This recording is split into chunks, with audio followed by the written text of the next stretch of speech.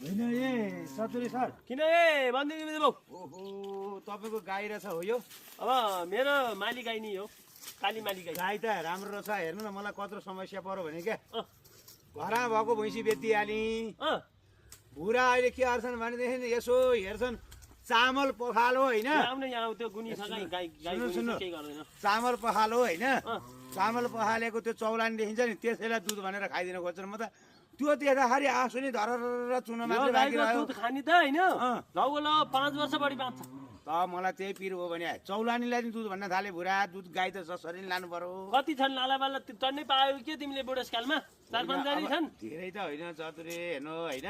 4-5 वटा हो 4-5 वटा भए पनि जति भयो दुध खान मन गरिहाल्दा पाउने बेला देखेनौ अब ल ठिकै छ लैजाऊ नि त यो माली गाई लैजाऊ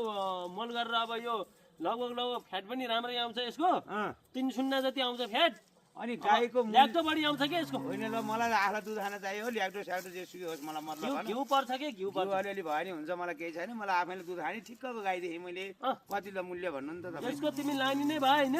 60,000 बेचिदिन्छु 60,000 अलि म भन बाँच्छु छैन जस्तो बाँच्छु छैन कि बाँच्छु रहेछ होइन दुध त दिन्छ नि सर्लक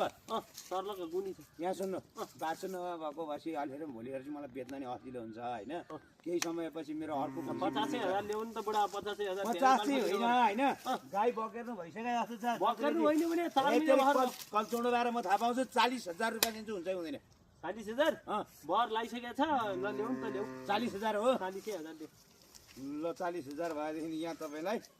यहाँ 30,000 रुपियाँ छ है 10,000 बाँकी राखिदिन्छु ल मलाई भरे भोलि यसो त्यहाँ डेरीमा आउँदा समात्न देऊ न मेरो अर्को नि गाई म डेरी त आउनु न तपाईँ मेरै घर आउनु है बसेरी न ल म अहिले हिँडेँ है त राम्रोसँग फुकाएर लैजाऊ ल ल ल ल गाई त फुकाइदिए भए हुन्थ्यो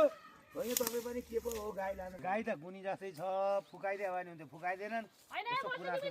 किन नानी किन अब जे गर्न लाग्यो तिमीलाई केटा बुझ्नु भने के मेरो भने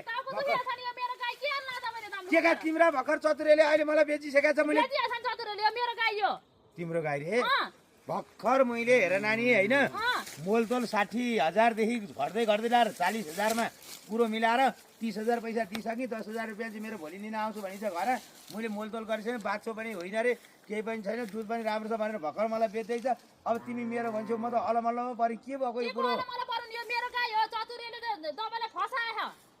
यो गाई शुद्ध अर्का गाई बेच्नु शुद्ध भइसक्यो त्यो ल गाउँमा त्यसलाई त्यसै गरी राख्यो भने अब बाँकी राख्नु हुँदैन नानी अब चाहिँ चतुरेलाई भेटायो भने मैले बाता खसी है नानी म अब छड्दिनँ धेरैपल्ट सिकाइसक्यो मलाई त्यसले धेरैपल्ट आज त म चतुरेलाई भेटेपछि बाँकी नै राख्दिनँ ल होइन एक गर्नु पनि कति गरे एक गर्नु पनि अचम्मै पो गर ल 30,000 गयो त्यो ठुलो कुरो भन यसले झुकेन्जाली गरे यो अर्का गाई शुद्ध चाहिँ बेच्ने भइसकेपछि यसलाई चाहिँ आज भेट्नै भनेदेखि मैले के गर्छु भने चिसो सिँढीमा राख्ने ठाउँसम्म लैन भने मैले जानेको छ मेरो नाम पनि चाहन्छु नि होइन बन्दुके हो बन्दुकेले पाएको त्यसले अहिलेसम्म बन्दुकेको रिसै देखा होइन मैले अलिअलि पो गरेँ त अब चाहिँ देख्छ त्यसले बन्दुकेको रिस कस्तो हुन्छ भन्ने कुरा त